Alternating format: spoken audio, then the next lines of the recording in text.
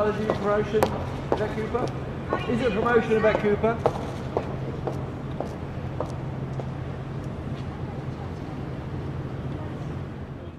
The Chancellor's perfect storm, when even the total bites back.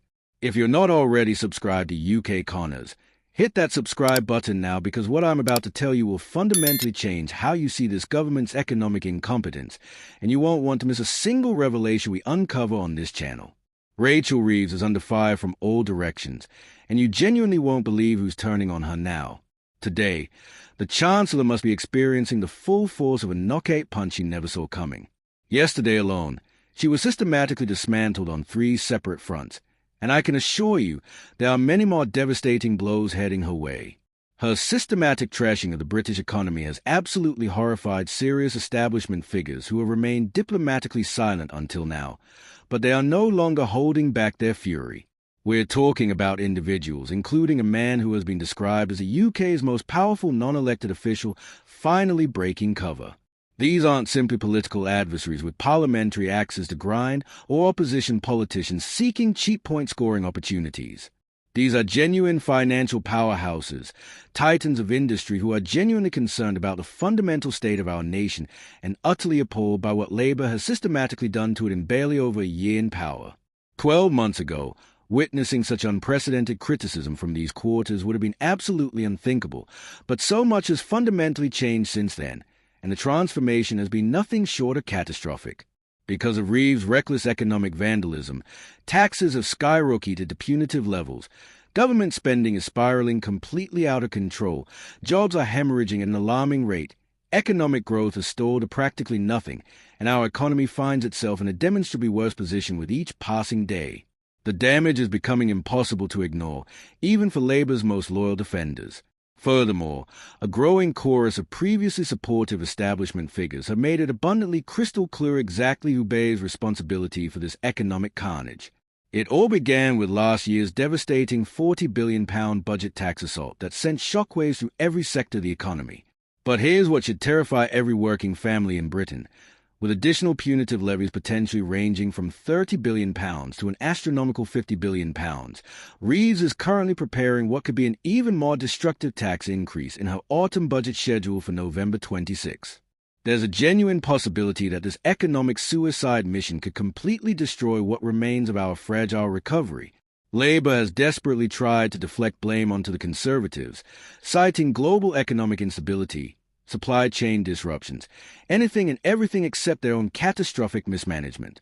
But the real culprit is now glaringly obvious to anyone with functioning economic literacy, Rachel Reeves herself. The Bank of England delivered a devastating counterattack yesterday that left the Treasury reeling. Andrew Bailey, the famously cautious governor of the Bank of England, is universally known in financial circles as a total precisely because he moves with deliberate slowness and very rarely extends his neck out politically. Well, yesterday he not only extended his neck but delivered a precision strike directly at Rachel Reeves that left her political credibility in tatters. This wasn't some choreographed diplomatic disagreement or carefully worded policy difference. This was an authentic, unvarnished assault on the Chancellor's economic competence. Bailey, with the full weight of the Bank of England behind him, held Reeves personally accountable for her economically illiterate £25 billion national insurance heist, directly linking her policies to the current toxic combination of persistent inflation, rapidly increasing unemployment levels, and the maintenance of exorbitantly high interest rates that are crushing ordinary families. The significant increase in employer contributions combined with the artificial inflation of minimum wage levels, Bailey argued with clinical precision, had dramatically slowed the natural decline in inflation rates, effectively forcing the Bank of England to maintain interest rates at a crippling 4% level. The economic consequences are reverberating through every corner of British society. It's genuinely unprecedented. I have never witnessed a Bank of England governor so directly and publicly criticize a sitting chancellor in such uncompromising terms. Additionally, I never imagined circumstances would arise where the famously diplomatic turtle would deliver such a devastating bite to Reeves' political authority and economic credibility. Her response was pathetically inadequate. Nothing but meaningless political fluff about acknowledging that ordinary people were continuing to suffer economically, combined with yet another hollow, unsubstantiated pledge to reduce government expenditure. The disconnect between her rhetoric and the economic reality facing millions of families was absolutely staggering. But Bailey certainly isn't operating in isolation. Prominent business leaders who typically maintain scrupulous political neutrality and studiously avoid partisan controversy are finding themselves unable to remain diplomatically silent any longer. The economic damage has become too severe to ignore. Reeves has been directly instructed by ASDA CEO Alan Layton to immediately stop taxing absolutely everything that moves. Senior executives at retail giants Sainsbury's and Tesco have publicly declared that her policies are systematically destroying the high street and undermining the foundation of British retail. According to the former chairman of Marks & Spencer, Labour's economic mismanagement has brought the entire United Kingdom dangerously close to the edge of genuine crisis.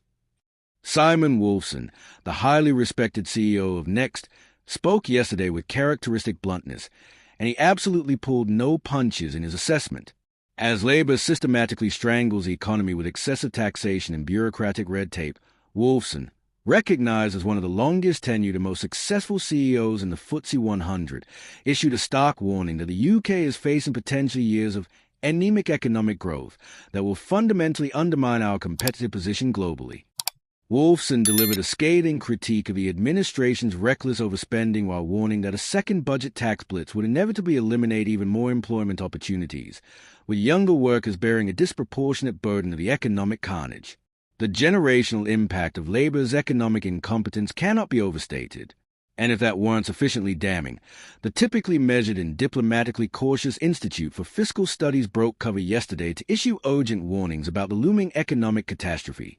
Reeves, their reveal with clinical precision, is essentially counting on an unprecedented productivity miracle to maintain even basic fiscal equilibrium. Should that economically unrealistic miracle fail to materialize, she will face an additional £18 billion shortfall that will require either more punitive taxation or devastating cuts to public services. Remember, one of Reeves' very first acts as Chancellor was to spend billions on generous wage settlements for public sector workers without establishing any meaningful links to improve productivity or measurable output. We are all collectively paying an enormous price for that economic illiteracy now, and the bill continues to mount with each passing month. The Institute for Fiscal Studies, an organization renowned for its political neutrality and analytical rigor, is emerging from its traditional diplomatic shell precisely because its economists are unable to comprehend the scale of economic vandalism they are witnessing. Rachel Reeves has reached a new and particularly unpleasant low in terms of economic competence and political credibility. But here's where the political dynamics become truly fascinating. While Reeves absorbs this unprecedented criticism, her cabinet colleague Yvette Cooper finds herself navigating equally treacherous political waters as Home Secretary. Cooper's handling of immigration policy and border security has been subjected to intense scrutiny, particularly as public concern about illegal immigration continues to dominate polling data. The irony is palpable. While Reeves destroys economic confidence through fiscal recklessness, Cooper struggles to demonstrate competence in managing one of the public's primary concerns. Both ministers represent different facets of Labour's governing incompetence, yet Cooper's more cautious political instincts have prevented her from suffering the same level of public humiliation currently engulfing the Chancellor. The contrast is instructive. While Cooper attempts to navigate complex immigration challenges with at least some recognition of political reality, Reeves appears completely disconnected from the economic consequences of her ideologically driven policies. It raises profound questions about cabinet cohesion and whether senior ministers are receiving fundamentally different political advice about managing public opinion and policy implementation. What we're witnessing represents far more than typical political opposition or media criticism. This constitutes a fundamental breakdown in confidence between the Chancellor and the economic establishment that ultimately determines Britain's financial credibility. When the Bank of England governor abandons diplomatic protocol to publicly censure government policy, when major business leaders uniformly condemn fiscal strategy, and when respected think tanks issue urgent warnings about economic competence, we have moved far beyond normal political discourse into genuinely unprecedented territory. The autumn budget on November 26 will represent Rachel Reeves' opportunity to demonstrate whether she possesses a political wisdom to reverse course or the ideological stubbornness to continue down this destructive path. The economic establishment has delivered its verdict with unprecedented clarity, and the political consequences of ignoring such warnings could prove terminal for both the Chancellor's career and Labour's governing credibility.